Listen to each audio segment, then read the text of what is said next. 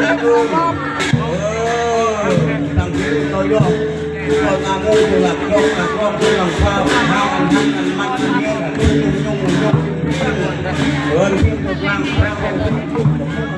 ร้อยเป็นพันปีที่นี่พระยอดมันก็ทำเป็นอ้าวพ่อเนี่ยเราลุงที่เคยเป็นปกครองทรงย่อเฮ้ยเหมือนเหมือนที่เราลุงที่เคยเป็นเวลานั่งสว่างเวลาลุ่มพ่อมา